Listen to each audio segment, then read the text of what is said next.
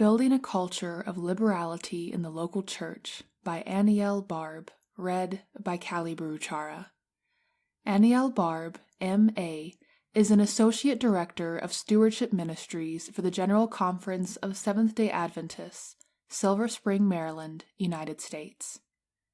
After I had given a stewardship lecture, a pastor once asked me, quote, "What is the one thing that I should do for my congregation to help them become generous?" Unquote. Unfortunately, or perhaps fortunately, there is no single answer. However, one key idea emerges from studies on the subject. Religious giving is a rational behavior that can be explained, affected, and changed. Liberality is about giving good things to others freely and abundantly. If you give an allowance to your child, a good tip to a porter, or a donation to a beggar, most people would probably consider you a person of liberality.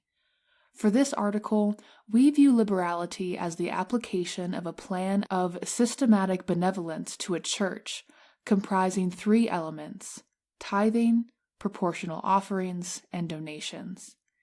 After considering the how and why of religious giving, we will propose a research-based model to help pastors inspire a growth in liberality in their churches. Facts and factors influencing religious giving. Several factors affect religious giving. Christian Smith, Michael Emerson, and Patricia Snell reveal that 20% of all Christians in the U.S. donate nothing to the church, and most of those who do contribute very little. The majority of a church's money comes from a minority of its members. 20% provide 75% of the financial resources. Paradoxically, those with higher incomes donate less as a percentage than those with lower incomes. Religious giving is inversely proportional to growth in income. When income rises, religious giving declines. Also, Christians increasingly give just to their local communities of faith. Unfortunately, Seventh-day Adventists have conducted few studies on their religious giving. It seems that our primary interest is more about accounting and less about uncovering the profile of givers and the factors that influence them. One exception is the work of Robert McIver, a research specialist at Avondale University College. Based on an analysis of more than 118,000 separate tithe receipts and the responses of over 8,000 surveys collected in 5 countries, McIver's study reveals that the absolute dollar amount returned as tithe within our denomination has increased. However, the percentage of income given has fallen in the past 40 years. This situation, coupled with a general decline in mission offerings and the impending economic crisis, represents a threat to mission, especially to our commitment to a worldwide mission. Because the factors that determine religious giving are many, it would be unwise to zero in on a single aspect. Theology, faith, church involvement, and church attendance affect the level of religious giving. Individuals who have a strong faith and a conservative theology, and who are active in church involvement and attendance, are more likely to give at a higher level. Good management of personal finances, comprising planning and pledging, will also strongly shape religious giving. Another positive element is adequate emphasis by the local church on the value of religious giving. Finally, a commitment to wise and transparent financial management on the part of the church or religious organization also definitely influences giving. The growing liberality model.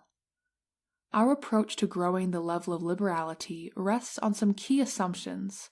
The church is a living organism, liberality does not happen in a vacuum, humans can partner with God to create the conditions for the emergence of faithfulness and liberality, and the local congregation is the best place to grow liberality. The model is articulated around 3 main components: empowering members, mainstreaming the stewardship message, and creating a conducive church culture. Empowering members. The thrust for empowering members is to help members grow in all aspects of their lives. 3 John 2. The focus is on both spiritual and financial empowerment.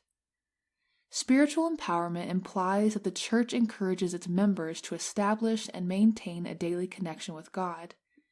It is founded on the principle that contemplation creates transformation. Interaction with the greatest giver of all is the surest means to transform self-oriented individuals.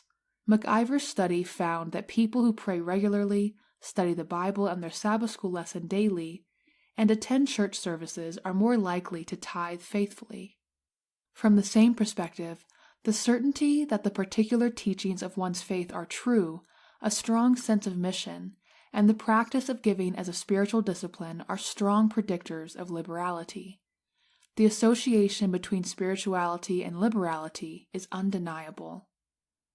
Some local initiatives can contribute to the spiritual empowerment of members. Help members follow a daily Bible reading plan. The Believe His Prophets initiative could be an interesting option.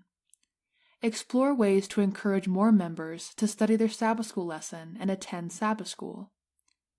Make the weekly prayer meeting appealing and accessible to members. Financial empowerment is a process during which a member develops his or her potential to generate and manage personal financial resources. Ellen White speaks about the alarming situation prevailing in the area of financial literacy. Quote, "Many lack wise management and economy. They do not weigh matters well and move cautiously." Unquote. As a result, quote, "When there is a call made for the advancement of the work in home and foreign missions, they have nothing to give, or even have overdrawn their account." End quote. Many sincere believers fail to partner in God's mission because their finances are in disarray. Some areas of financial empowerment need special attention. First, members should develop the right mindset about financial resources. God is the provider, and He gives us the power to generate wealth. Hence, our pockets are not empty. Second, all need to develop wise spending habits, resisting the appeal of commercials that drive us to spend by appealing to our senses. Jesus instructs His followers to, quote, "sit down and calculate the cost." End quote. Third, believers need to understand the implications of indebtedness. How can one avoid using others' money, and, if already in debt, how does one get out of it? Fourth, we should clarify the importance of savings and help members to be knowledgeable about the best practices. Fifth, teach and challenge members to experience the principle, quote, "whatever he receives, he multiplies," end quote, through the practice of tithing and giving offerings and donations. Last, but highly correlated to religious giving, offer an explanation and appeal to members to pledge a percentage-based offering. Individuals who commit themselves to give a regular percentage of their income as offerings end up giving more than those who respond only to the prompting of specific circumstances. Mainstreaming the stewardship message. The next component of the model ensures that the stewardship message reaches all segments of the church membership. New members and the children learn about liberality through both example and intentional teaching. Stewardship is both caught and taught. However, widespread ignorance exists regarding religious giving. Many Christians do not think of liberality as a primary expression of discipleship. They are not aware of the biblical teaching of 10% tithing, and that sacrificial, proportionate financial giving is the norm of Christian stewardship. What could be the reasons for such unawareness? One cause could be the dichotomy that often exists between evangelism and stewardship. When we introduce people to Christ, we hesitate to instruct them in matters of giving. Author Ellen White warns about this omission. Quote, "Some refuse to accept the tithing system. They turn away and no longer walk with those who believe and love the truth. When other lines are open before them, they answer, 'It was not so taught us,' and they hesitate to move forward." End quote. Another factor related to such ignorance is the phenomenon of, quote, "reluctant stewards," unquote, of church finances. Daniel Conway describes the clergy as being uncomfortable in talking about finances. They do not want to give the impression that they are pleading for their own income or being insensitive to people's economic conditions. In a few instances, I have received invitations to give a stewardship talk or seminar with the recommendation from the leadership not to discuss finances. As a result, financial stewardship becomes a rarely addressed subject in church circles. One effective way to share the stewardship message is to adopt an undercover strategy of including it in existing programs and church initiatives. Such an approach is usually less costly and taxing for the church schedule. Some undercover initiatives could effectively bring the stewardship message to the various segments of the church. Revitalize the mission story and the call to tithe and offerings during the Sabbath service. Help adventurers and pathfinders earn the Wise Steward Award and Stewardship Honor, respectively. Instruct prospective members about stewardship during evangelistic campaigns and Bible studies. Nurture members in stewardship through systematic home visitation programs. Preach a stewardship-related sermon once every quarter in the local church. Creating conducive church culture. This component of the model focuses on the characteristics of the recipient of giving, the church itself. Catherine Eckel and Philip Grossman speak about the deservingness of the recipient. Is the church context encouraging the liberality of its members? Jared Pfeiffer observes that people who consider that, quote, budget is appropriate, end quote, have, quote, trust in leadership, end quote, and are, quote, enthusiastic about programs, end quote, usually elevate their giving rate by 8 to 11%. 9% of non-givers mentioned trust and financial management as their most important reason for not giving. It appears that issues related to congregational spending, expenses, disbursements, and financial conflict influence members' giving, and trust, or lack of it, is a major contributive factor. Scripture reveals that Paul invested in creating the right church culture to encourage giving. The apostle not only emphasized planning and proportional giving, but also elaborated on the responsibility of the church as the recipient of the giving. It must do everything possible to ensure that givers will have full confidence in its financial management. Some actions can improve the deservingness of the local church. Have an effective internal control system that members recognize.